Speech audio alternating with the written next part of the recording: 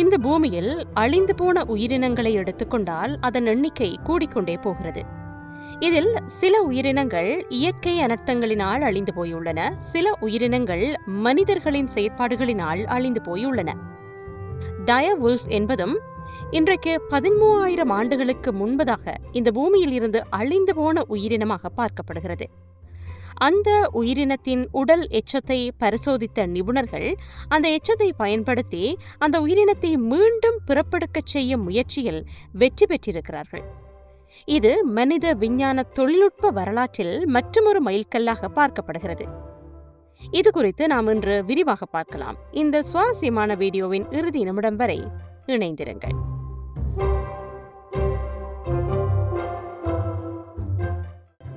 Colossal பயோசைன்சஸ் என்பது அமெரிக்காவின் Texas மாநிலத்தில் டலஸ் என்ற இடத்தில் அமைந்திருக்கும் நிறுவனமாகும். இந்த நிறுவனத்தின் நிபுணர்கள் DNA என்ற மரபணு பரிசோதனையில் புதிய அத்தியாயத்தை எழுதியுள்ளனர். பூமியில் அழிந்து போன உயிரினங்களை மீண்டும் உயிர்ப்பிக்கும் முயற்சியில் ஒரு நிபுணர் குழு இங்கு தொடர்ந்து பரிசோதனைகளை செய்து வருகின்றது. இதில் டயர்வுல்ஃப் என்ற உயிரினம் குறித்து நடத்திய பரிசோதனைகளும் மீள உயிர்ப்பிக்கும் முயற்சியும் மீண்டும் வெற்றி அளித்துள்ளதாக இவர்கள் உலகுக்கு அறிவித்திருக்கின்றனர். இவர் மீண்டும் பிறப்பெடுக்க வைத்துள்ள ஆண் பெண் என்ற 2 குட்டிகளை மிகவும் ஆரோக்கியமாக பாதுகாத்து வளர்த்து வருகின்றனர். இதில் ஆண் குட்டி இவ்வுலகுக்கு வந்து 6 மாதங்கள் ஆகின்றன, பெண் குட்டிக்கு 3 மாதங்கள் ஆகின்றன. தற்போது இந்த குட்டிகளை பொதுமக்களுக்கும் கண்டுகளிக்க வாய்ப்பளிக்கப்பட்டிருக்கிறது. உலகின் புகழ்பெற்ற டைம்ஸ் சஞ்சிகையின் அட்டைப்படத்திலும் இவை இடம் பிடித்திருந்தன. மனிதர்களின் செயற்பாடுகளினால் தற்போது பல்வகை உயிரினங்கள் வேகமாக அழிந்து வரும் நிலைக்கு வந்துள்ளதாக இந்த நிறுவனத்தின் நிபுணர்கள் கவலை வெளியிட்டிருக்கின்றனர். இவ்வாறான துன்பியல் காலத்தில் இந்த அவதானத்தை குறைத்துக் கொள்ள நவீன தொழில்நுட்பத்தை பயன்படுத்தி முன்னெடுக்கப்படும் கண்டுபிடிப்புகள் மிக முக்கியமானவை என்று இந்த நிறுவனத்தின் நிபுணர்கள் கூறுகின்றனர். இவ்வாறு அழிந்து போயுள்ள உயிரினங்களை மீண்டும் இவ்வுலகுக்கு திரும்ப கொண்டு வரும் முயற்சி உயிரினங்கள் அழிந்து போகும் அவலத்துக்கு ஓரளவு முடிவு கட்டும் என்பதோடு திருப்தி தரக்கூடிய முயற்சியாகவும் இருக்கும் என்று அவர்கள் கருதுகின்றனர். வாழ்வியல் தர்மத்துக்கும் இதனூடாக மிகச்சிறந்த முன்னுதாரணமாக இருக்க முடியும் என்றும் அந்நிபுணர்கள் கருதுகின்றனர்.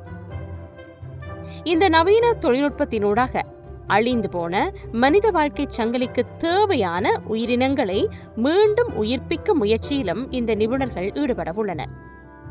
இதன் மூலம் சமநிலையை இழந்துள்ள சில இயற்கை சூழலில் சமநிலையை சரி செய்வதே இந்த நிபுணர்களின் எதிர்பார்ப்பாக இருக்கிறது. இவ்வாறு அழிந்து போன உயிரினங்களுக்கு மீண்டும் உயிர் கொடுக்க வேண்டுமாயின் அந்த உயிரினங்களின் மரபணுக்களை நன்றாக பரிசோதனை செய்ய வேண்டியிருக்கிறது. இதனை இந்த நிபுணர்கள் மிக துல்லியமாகவும் ஆழமாகவும் ஆய்வு செய்துள்ளதாகவே தற்போது தகவல்கள் வெளிவந்திருக்கின்றன. இந்த தொழில்நுட்பத்தின் மூலம் டயர்வுல்ஃப் என்ற உயிரினத்தை தேர்ந்தெடுக்க என்ன காரணம் என்று நீங்கள் நினைக்கக்கூடும். அத்துடன் இவற்றின் மரபணுக்களை விஞ்ஞானிகள் எங்கிருந்து எப்படி பெற்றார்கள் என்ற கேள்விகளும் எழக்கூடும்.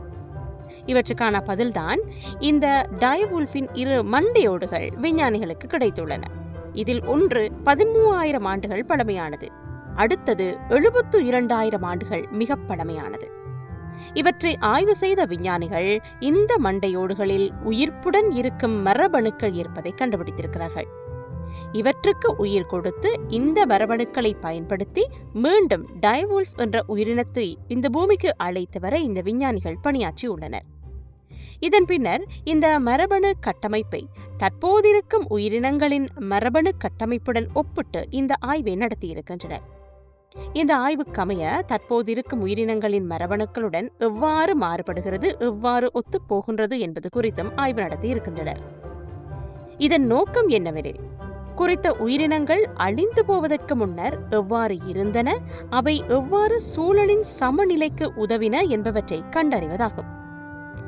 இவற்றை கண்டறிந்த பின்னர் அதேபோன்று அந்த உயிரினத்தை மீண்டும் உயிர்ப்பிக்கும் முயற்சிக்காகவே இந்த ஆய்வை மிக துல்லியமாக விஞ்ஞானிகள் நடத்தியுள்ளனர். இதற்கமைய இந்த உயிரினங்கள் மீண்டும் இந்த பூமிக்கு வந்து இயற்கை சமநிலையை பேணுவதற்கு ஆற்றிய பங்கை மீளவும் பெற்றுக் கொடுப்பதே விஞ்ஞானிகளின் பிரதான நோக்கமாக இருக்கிறது. இதற்கமைய டைவோல்ஃப் உயிரினத்தின் மரபணுவை பரிசோதனை செய்து தற்போது உயிருடன் இருக்கும் உயிரினங்களில் மிகவும் நெருக்கமான உயிரினத்தை கண்டறிந்து மரபணு நிபுணத்துவ உதவியுடன் டிஎன்ஏக்களில் சிறு மாற்றங்களை செய்து மீண்டும் இந்த உயிரினங்களுக்கு உயிர் கொடுத்திருக்கின்றனர். இந்த டைவோல்ஃபின் மரபணுக்கள் தற்போதிருக்கும் சாம்பல் நரிகளுக்கு மிகவும் நெருக்கமானவை என்பதை விஞ்ஞானிகள் கண்டறிந்தனர். இதற்கமைய சாம்பல் நரிகளின் மரபணுக்களை பெற்று அவற்றில் மிக பொருத்தமான 14 மரபணுக்களை அடையாளம் கண்டுள்ளனர். இவற்றில் 20 மாற்றங்களை செய்து டைவோல்ஃப் மரபணுக்களுக்கு 100% ஒப்பான மரபணுக்களை விஞ்ஞானிகள் உருவாக்கியுள்ளனர். இந்த சிறு மாற்றங்களின் மூலம் புதிய டைவோல்ஃப்களின் தோற்றம், நிறம் ஆகியவற்றில் பாரிய மாற்றத்தை செய்வதில் விஞ்ஞானிகள் வெற்றி கண்டுள்ளனர். டைவோல்ஃப் என்பது சாம்பல் நிற நரிகளைப் போல அல்லாமல் வெண்மை நிறத்தில் காணப்படுகிறது. அத்துடன் பார்ப்பதற்கு மிகவும் அழகான, கொஞ்சி விளையாட தூண்டும் உயிரினமாக இருக்கிறது. சாம்பல் நிற நரிகளுடன் ஒப்பிடும்போது இவற்றின் செயற்பாடுகளிலும் வேறுபாடுகள் இருக்கின்றன. இவை சத்தமிடும் விதத்திலும் பல வித்தியாசங்கள் இருக்கின்றன. அதேபோல இன்னும் பல வித்தியாசங்களையும் காணக்கூடியதாக இருக்கிறது. மரபணு சோதனையில் நீக்கப்பட்ட தேர்ந்தெடுக்கப்பட்ட மரபணுவை விஞ்ஞானிகள் கருவூலம் ஒன்றில் உருவாக்கியுள்ளனர். அதன் பின்னர் தேர்ந்தெடுக்கப்பட்ட பெண் உயிரினங்களில் செலுத்தியுள்ளனர். இவை வேட்டையாடும் உயிரினங்களாக இருந்தமையும் விசேட அம்சமாகும். இவற்றுக்காக ஏராளமான பெண் உயிரினங்களை தேர்ந்தெடுத்துள்ளனர். காரணம், இந்த கருக்கள் எவ்வளவு வளரும் என்பது குறித்து துல்லியமான மதிப்பீடு இருக்காததால் இவ்வாறு பல உயிரினங்களில் இந்த கருக்களை செலுத்த தீர்மானித்தனர். இறுதியில் இந்த பரிசோதனை வெற்றியளித்துள்ளது.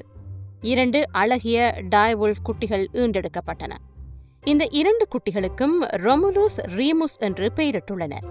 புராதன ரோமக் கதைகளுக்கமைய இந்த பெயர்கள் சூட்டப்பட்டுள்ளன. இந்த புராண ரோம கதைகளில் ரொமுலுஸ் மற்றும் ரீமஸ் என்ற இரட்டை குழந்தைகள் இருந்துள்ளன. இவர்கள் நரியொன்றின் அரவணைப்பில் வாழ்ந்ததாக அந்த கதைகள் கூறுகின்றன. தற்போது இந்த புதிய ரொமுலுஸ் ரீமஸ் ஆகிய குட்டிகள் 2024 ஆண்டு அக்டோபர் 1 பிறந்துள்ளன.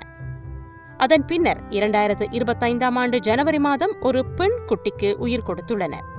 இதற்கு கலிசி என்று பெயரிட்டுள்ளனர். இந்த 3 குட்டிகளும் 6 அடி நீளமும் 150 ராத்தல் நிறை கொண்ட உயிரினங்களாக வளரும் என்று விஞ்ஞானிகள் மதிப்பீடு செய்துள்ளனர். எனினும் இந்த உயிரினங்களை இயற்கையுடன் இணைத்துவிட திட்டம் இதுவரை இல்லை என்றும் விஞ்ஞானிகள் தெரிவித்துள்ளனர். வாழ்நாள் முழுவதும் சுமார் 2000 ஏக்கர் பரப்பளவிலான பாதுகாக்கப்பட்ட வனத்தில் இவற்றை வளர்ப்பதற்கு திட்டமிடப்பட்டுள்ளது.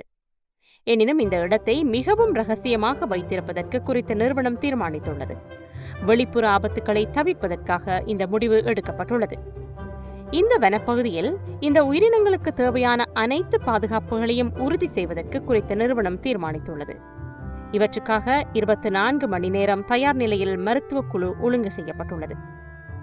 கொலோசல் பயோசைன்சஸ் நிறுவனத்தின் இந்த புது முயற்சியில் டைவோல்ஃப் உயிரினங்களை மட்டுமல்ல, இன்னும் பல உயிரினங்களை இந்த பூமிக்கு கொண்டுவரும் முயற்சிகளில் ஈடுபட்டுள்ளனர்.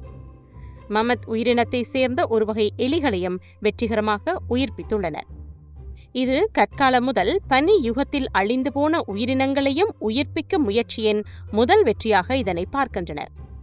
கடந்த காலங்களில் அழிந்து போன அல்லது அழிக்கப்பட்ட மிருகங்களில் சிலவற்றை 2028 ஆண்டாகும் போது இந்த பூமிக்கு கொண்டுவர முடியும் என்று குறித்த நிறுவனம் தெரிவித்துள்ளது.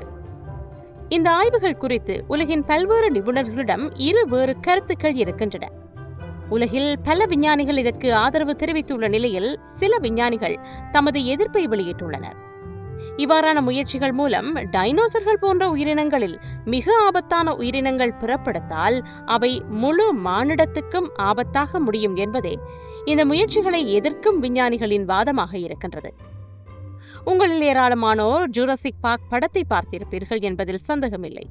இது போன்ற நிலைமையொன்று உலகில் உண்மையில் நிகழ்ந்தால் மனிதர்களின் எதிர்காலம் ஆபத்தில் முடியும் என்பதே அவர்களின் வாதமாக இருக்கிறது. இதுபோன்ற பரிசோதனைகள் சாதாரண மனிதர்களிடம் சென்று ஒருவரை போன்ற இன்னும் ஒருவரை பிறப்பெடுக்க வைக்கும் நிலை வந்தால் மானிட வாழ்வியலில் பல சிக்கல்களை எதிர்கொள்ள நேரிடும் என்றும் அவர்கள் வாதிடுகின்றனர். இதில் ஒரு தரப்பினர் இவ்வாறான முயற்சிகள் இயற்கைக்கு விரோதமான, இயற்கையின் எல்லைகளை கடந்த முயற்சிகளாக விமர்சிக்கின்றனர். இந்த விமர்சனங்களுக்கு பதிலளிக்கும் கொலோசல் பயோசைன்சஸ் இந்த முயற்சிகளையும் பரிசோதனைகளையும் மிகவும் கட்டுப்பாடுகளுடன் வரையறைக்கு உட்பட்ட வகையில் முன்னெடுப்பதாக உறுதியாக தெரிவித்துள்ளது. விஞ்ஞானிகளின் கணிப்புகளின்படி 2050ஆம் ஆண்டாகும் போது தற்போதிருக்கும் உயிரினங்களில் 30% முற்றாக அழிந்து போகும் நிலை இருப்பதாக எச்சரித்துள்ளனர். இவ்வாறான காலப்பகுதியில் இதுபோன்ற தொழில்நுட்பம் பெரிதும் உதவும் என்று கொலோசல் பயோசயன்சஸ் நிறுவனம் கூறுகின்றது. இந்த ஆய்வுகளுக்கமைய செந்நரிகள் 4க்கும் குறித்த நிறுவனம் உயிர் கொடுத்துள்ளது. இந்த செந்நரிகள் அழிந்து போகும் ஆபத்தை எதிர்கொண்டுள்ள உயிரினமாக வகைப்படுத்தப்பட்டுள்ளது. தற்போது எஞ்சியிருக்கும் செந்நரிகளின் மரபணுக்கள் மிகவும் பலவீனமாக இருப்பதாகவே ஆய்வுகளின் மூலம் கண்டறியப்பட்டுள்ளது. இந்த 4 புதிய உயிரினங்களின் மூலம் குறித்த உயிரினங்களுக்கு மிகவும் பலம் வாய்ந்த மரபணுக்களை பரப்பி அந்த உயிரினத்தை அழிவில் இருந்து காப்பதற்கு விஞ்ஞானிகள் முயன்று வருகின்றனர். இந்த முயற்சிகள் எந்த அளவு வெற்றியளிக்கும் என்பது குறித்து இருவேறு கருத்துக்கள் இருக்கின்றன. உலகம் இவர்களின் இந்த முயற்சிகள் குறித்து மிகவும் உன்னிப்பாக அவதானித்துக் கொண்டிருக்கிறது.